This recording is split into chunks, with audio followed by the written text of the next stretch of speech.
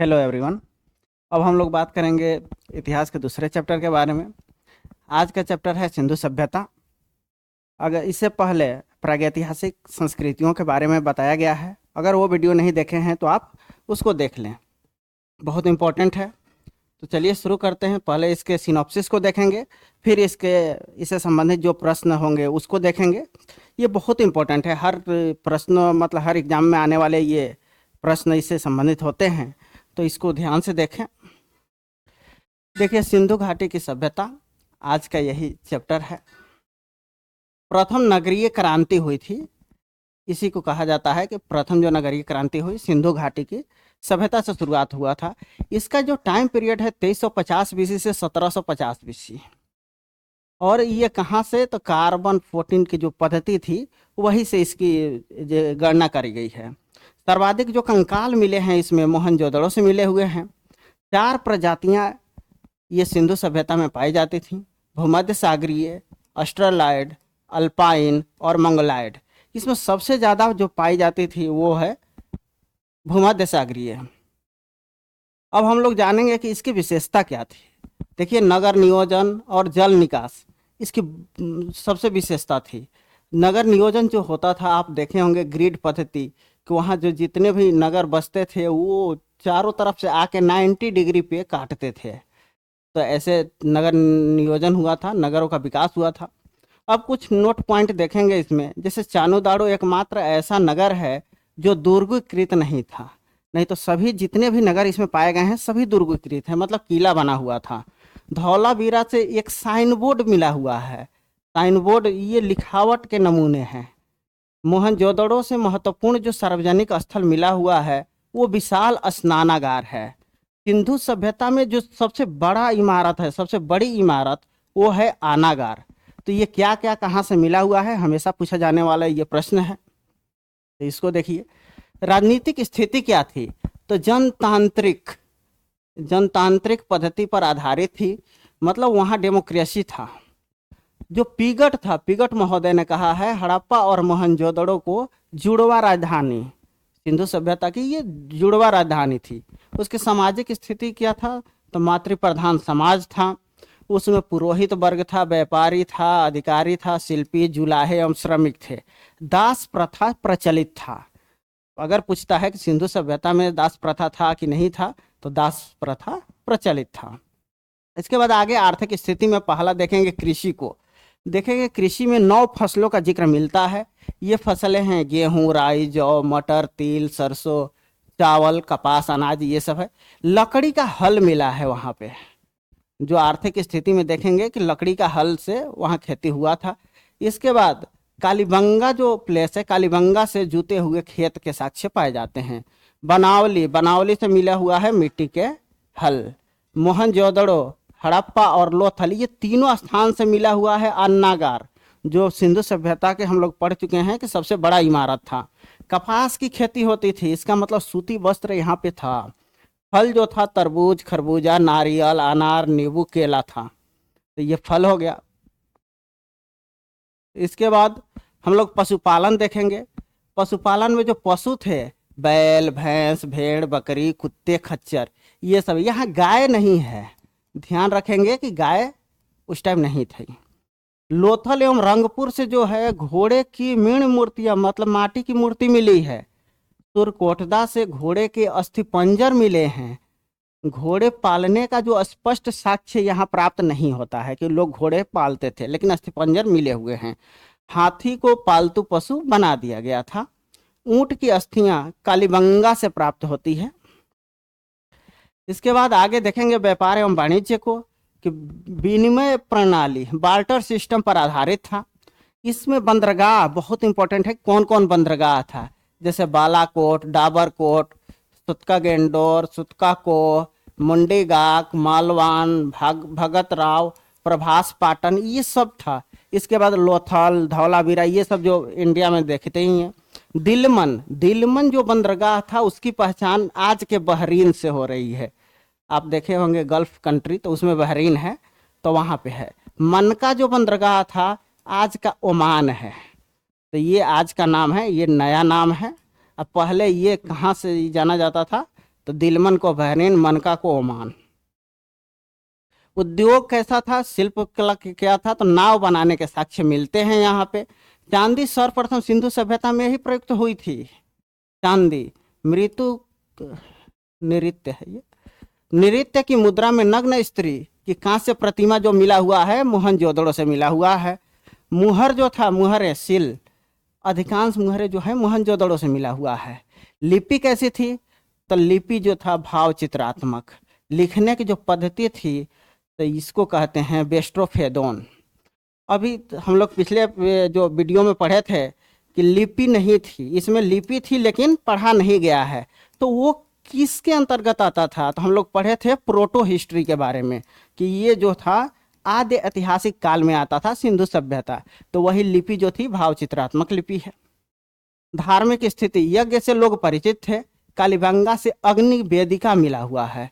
सिंधु सभ्यता की क्या क्या देने हैं इसको देखें तो दशमलव पद्धति, मातृ देवी की पूजा, योग, स्वास्तिक, चक्र, इका गाड़ी, बैलगाड़ी।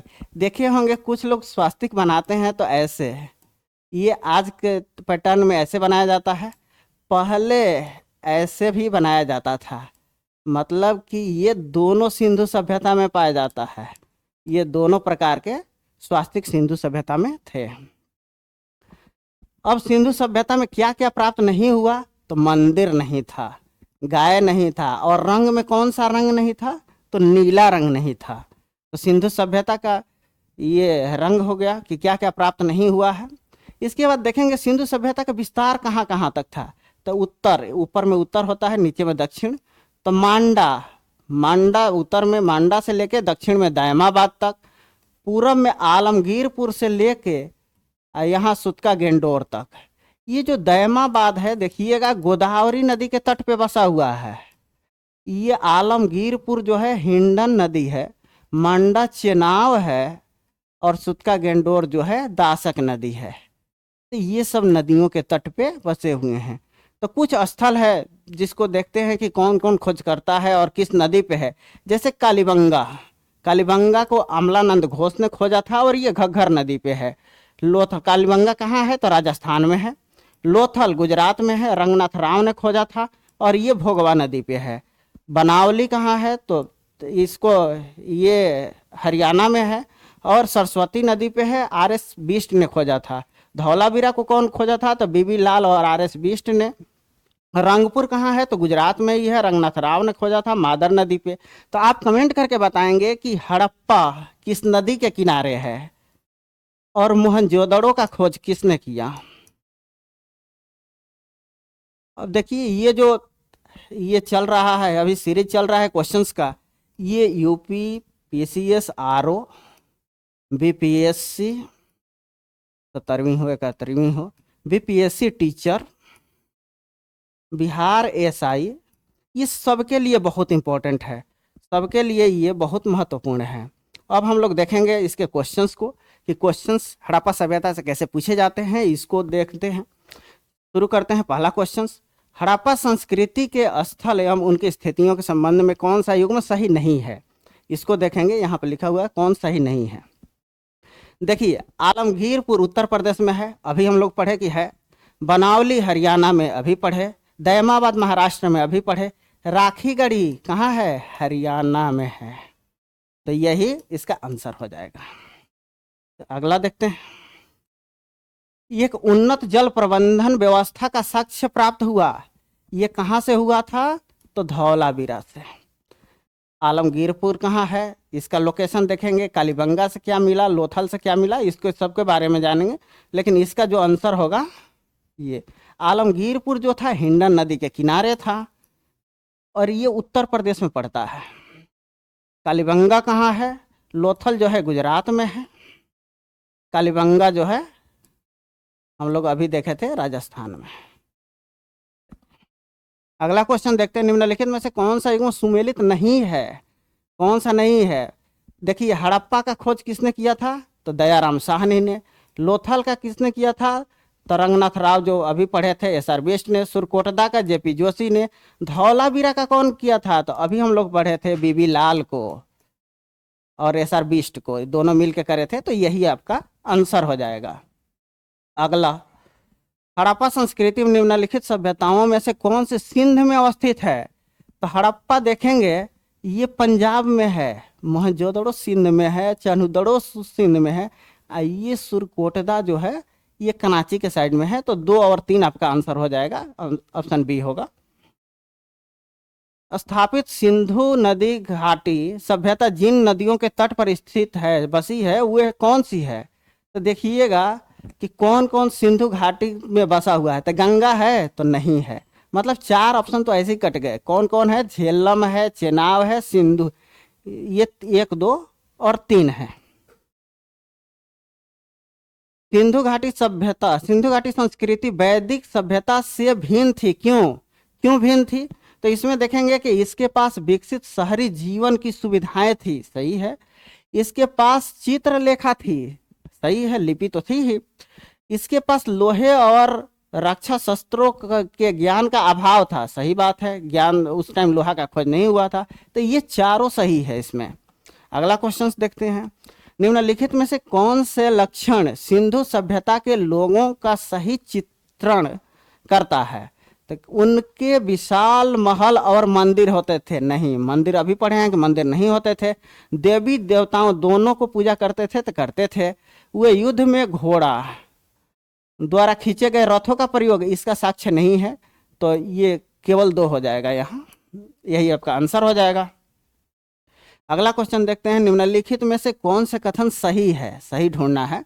मोहनजोदड़ो हड़प्पा रोपण एवं कालीबंगा सिंधु घाटी सभ्यता के प्रमुख स्थल हैं।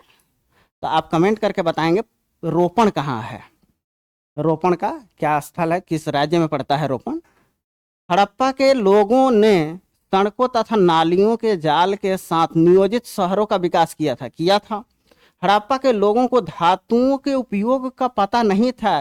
धातुओं के उपयोग, कांसा देखिएगा कि हड़प्पा में उपयोग होता था। अभी हम लोग चांदी के बारे में पीछे में पढ़े थे, चांदी का भी था, तो ये मतलब कि उपयोग नहीं था कह रहा है, तो ये गलत हो गया।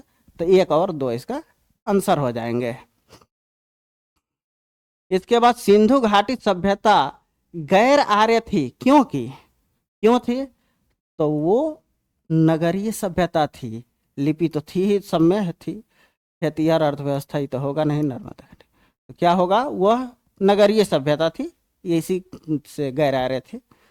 निम्नलिखित पशुओं में से किस एक का हड़प्पा संस्कृति में पाई मुहरों और टेराकोटा कलाकृतियों में निरूपण नहीं हुआ है?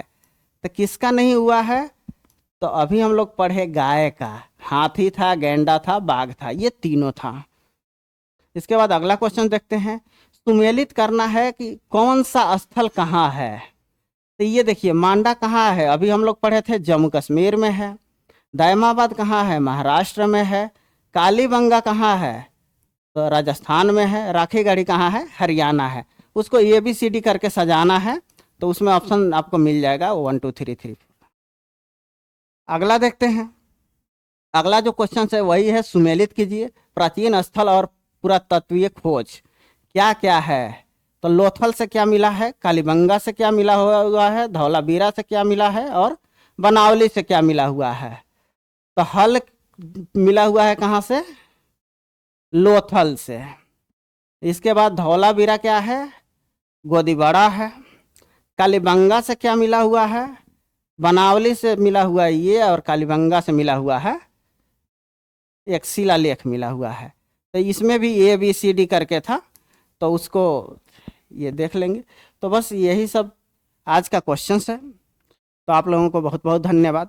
वीडियो को लाइक करें, शेयर करें और चैनल को सब्सक्राइब करें। Thank you.